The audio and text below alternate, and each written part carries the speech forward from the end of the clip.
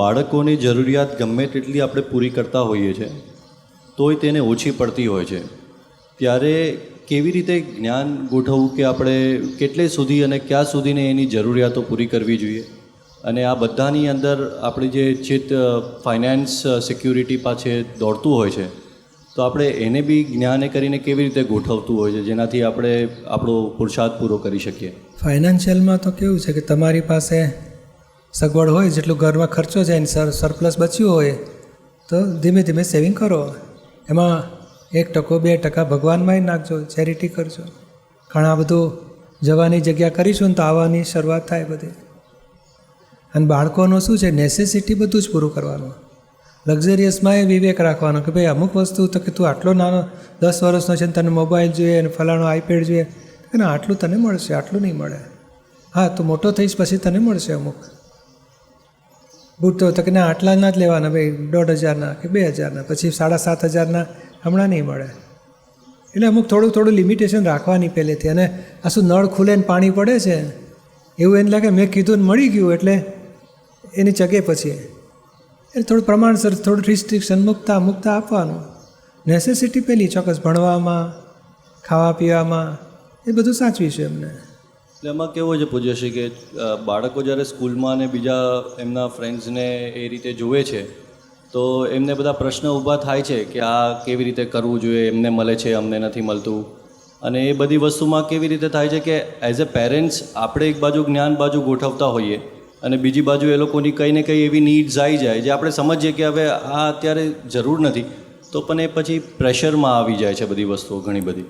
કહેવાય ને દેખાદેખીમાં આપણે ના પડાય. એ 12 નંબરના બૂટ પહેરતો એટલે આપણે 12 નંબરના પહેરવાના, એ ડબલ એક્સ્ટ્રા લાર્જ પહેરતો તો આપણે એ પહેરવાનું. આપણી જરૂરિયાત પ્રમાણે પહેરવાનું, આપણી કેપેસિટી પ્રમાણે રહો. અને કે હા મારે સગવડ, તને મોટો થઈશ તને પછી મળશે, તારા સારા માર્ક આવશે તને અમુક મળશે, તે બધી છૂટ મૂકતાય નથી, પણ સમજાવીને રસ્તો કર્યા કરીએ છીએ. અમુક તો બોલો હજુ 15 વર્ષ તક મને મોટરસાઇકલ જોઈએ, બાઇક જોઈએ, 1 લાખની, પેલા 5 લાખની આવે છે ને, તો તું મોટો તું કમાય ત્યારે કરજે, હમણાં તને આટલું બસમાં જવાનું ને બસમાં આવવાનું, મારી પાસે વધારે સગવડ નથી, એટલે સગવડ થશે ત્યારે વિચારીશ. એટલે આ બધામાં કેવું થાય પૂજ્યશ્રી કે આપણું ચિત્ત જે છે ને તે સતત પેલી જરૂરિયાત પૂરી કરવાના ફાઇનાન્સીસ ગોઠવવામાં જ રહી જાય. એટલે આપણે બી પછી એક રીતે એવું થાય કે આપણી સિક્યુરિટી શું અને આ ક્યાં સુધીને આ વસ્તુને. હા એટલે કહેવાનું કે ભાઈ આપણે મુશ્કેલી છે, આપણે કેપેસિટી પ્રમાણે રહેવું. એટલે સમજાવીને રસ્તા કર્યા કરવાના. બાકી એ પણ સમજા, આપણે આ જીએનસી ગ્રુપમાં મોકલીએ છીએ તો ઘણા ફરા સંસ્કાર મળે છે લોકોને, અને સમજાવીને પછી કકડાટને ભાંગતો નથી, સમજતો નથી, કેટલી વાત ન એવું નહીં. જો બેટા આટલી મુશ્કેલી છે, આપણે આટલું સાચવીશું, અને આપણે આ દવા, તબિયત, ખાવા પીવા બધું જો આપણે એમાં નથી કાપ મૂકતા, આ વધારેની વસ્તુમાં કાપ મૂકીશું તો આપણો પૈસા બચશે, આપણી જરૂરિયાતમાં આપણે વાપરી શકીશું. અને પૂજ્યશ્રી એના લીધે આપણાને બી એવું થયા કરે કે હવે આ ગોઠવવું પડશે, તે ગોઠવવું પડશે, શેર બજારમાં ગોઠવવું પડશે, આમ મ્યુચ્યુઅલ ફંડમાં ગોઠવવું પડશે, એવી રીતે આપણે આ બધું ગોઠવવામાં ચક્કરમાં ઘણું બધું સમય બરબાદ થઈ જાય. પણ આ લાલચમાં ગોઠવવામાં જાય છે ને, એમાં મૂડીએ જાય છે ને પેલું વ્યાજ તો ઉડી ગયું આખું, અને ઉપરથી લોનો લેવા જાય તો એ ઓર ખોટ ખાય છે. એ તો આપણા હિસાબ તો સાચવીને તમારું જે મહેનત કરો છો એમાં આગળ વધી રહ્યા છે, એમાં આગળ વધો, એમાં થોડું સાચવીને બચત રાખો. એ નીરુમાં પેલું કીધું હતું ને કે આપણે 1 રૂપિયાને 4 ભાગમાં આપણે ગોઠવવું જોઈએ, સ્થાવક મિલકત, સોનું ને આ રીતે. ઉત્તમ રસ્તો છે,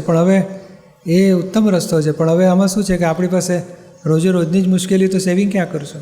થોડું બચે તો બરોબર છે, સોનામાં નાખો, ધંધામાં નાખો, બેંકમાં વ્યાજમાં મૂકો ને ખર્ચમાં વાપરો.